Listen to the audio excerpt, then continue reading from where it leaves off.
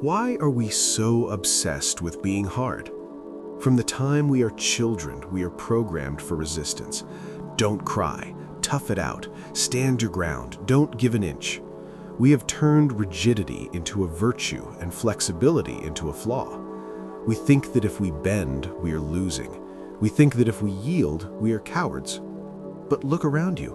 What is it that truly survives in nature? Lao Tzu, the sage behind Taoism, observed something fascinating about the human body. When we are born, we are tender and flexible. A baby can bend in incredible ways without getting hurt. But when we die, we become rigid. Hardness is the symptom of death. Flexibility is the symptom of life. If your mind is rigid, you are a living corpse.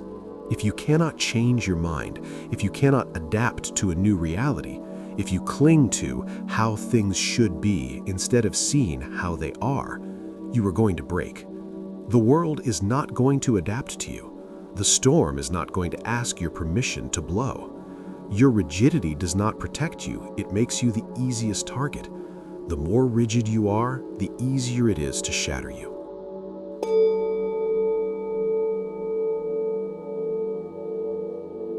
You've spent months, perhaps years, trying to be strong, trying to be unbreakable, standing firm against problems that overwhelm you, enduring relationships that drain you, and forcing results that just won't come. You've been sold the idea that being like an oak, hard and rigid, is the only way to succeed. But there's a problem. When the true storm arrives, the oak is the first to fall. Its hardness is its death sentence. It resists the wind so fiercely that in the end, its roots give way or its trunk shatters into 1,000 pieces. Meanwhile, beside it, the humble bamboo or the willow bends. They bow until they almost touch the ground. They look weak, they look defeated, but when the storm passes, the oak is on the ground and the willow stands back up, intact. Taoism holds a secret that your ego will oppose. To be truly strong, you must learn to stop being hard. If you want to understand true strength, stop looking at stones and start looking at water. Water is the softest and most yielding thing in existence. It has no shape of its own. It adapts to any container. If you put it in a cup, it becomes the cup. If it finds a rock in its path, it doesn't crash against it with violence. It simply flows around it and keeps moving. It seems harmless, doesn't it? But try to stop it. Water is capable of piercing the hardest granite. Water is capable of sweeping away entire cities. Water does not win through its hardness, but through its capacity to offer no resistance. By resisting nothing, nothing can defeat it. This is Wu Wei, the art of flowing with the current of life instead of exhausting yourself swimming against it.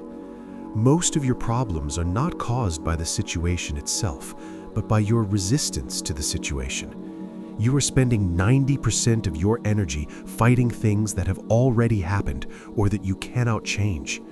You are like someone trying to stop a wave with their hands. You will only end up drowning. Water teaches that yielding is not losing, but a more intelligent way to master.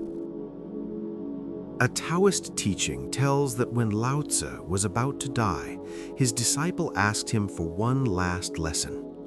The old man opened his mouth and asked, "Do you see my tongue?" The disciple nodded. "Do you see my teeth?" The disciple replied no, that they had fallen out years ago. Lao Tzu smiled and said, "The tongue is soft and flexible. That is why it is still here. The teeth were hard and rigid. That is why they fell out first." Look at yourself in your daily arguments. When someone attacks you, your first instinct is to show your teeth.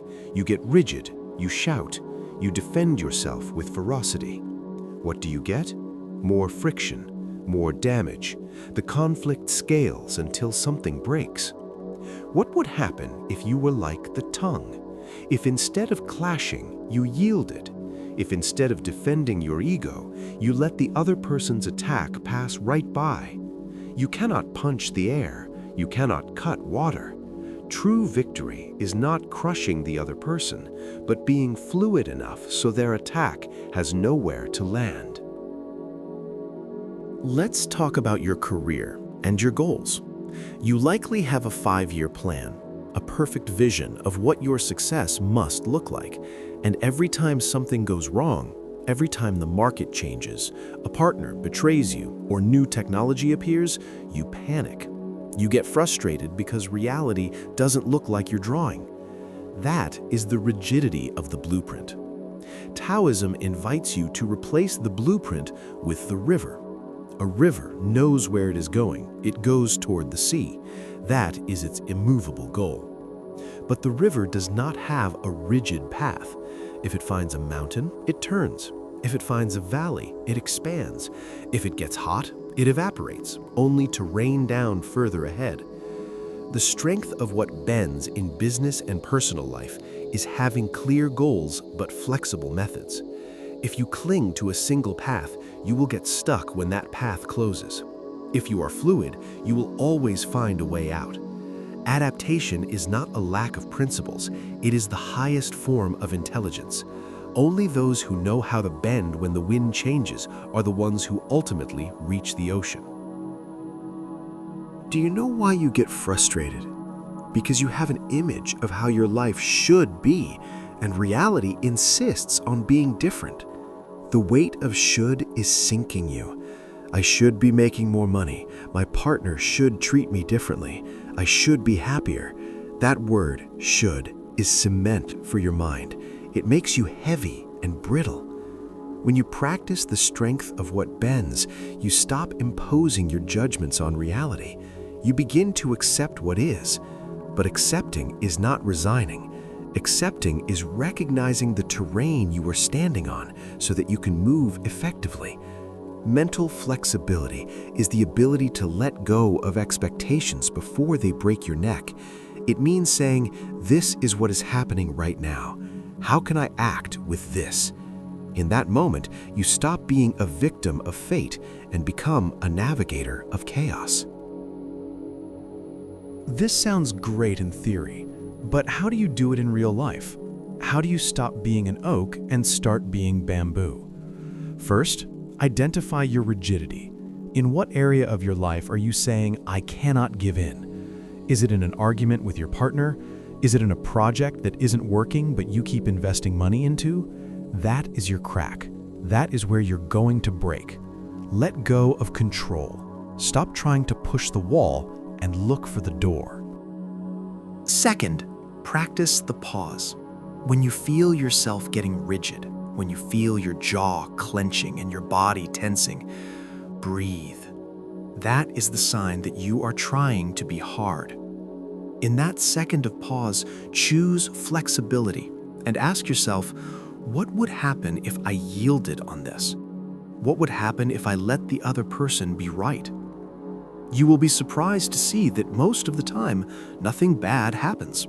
On the contrary, the tension disappears and you recover your energy. And third, embrace uncertainty. Rigidity is born from the fear of the unknown. We want everything to be predictable so we can feel safe. But life is pure uncertainty all the time. Learning to bend is trusting that even if you bow to the ground, you have enough roots to stand back up.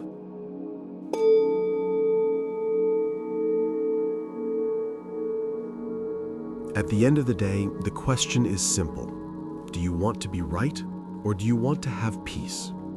Do you want to be a proud oak on the ground, or a humble willow that continues to see the sun rise? Hardness is an illusion of security. We believe that if we are hard, no one will hurt us. But the reality is that what is hard is what breaks, what splinters, what wears down. What is soft is what prevails. Do not be afraid to yield. Do not be afraid to change. Do not be afraid to look weak in the eyes of those who understand nothing. True strength is not in your muscles or your stubbornness. It is in your ability to adapt, to flow, and to bend without ever losing your essence. Now drop your shoulders. Relax your face. Stop fighting the wind. Bending is not surrendering. It is the most intelligent way to win. If this video has helped you let go of some of that unnecessary burden, subscribe and tell me in the comments, what is that one situation where you are going to start bending today so you don't break tomorrow? I'll read your responses. Thank you for allowing yourself to be fluid. Remember, what is flexible is alive. What is rigid has already begun to die. Until next time.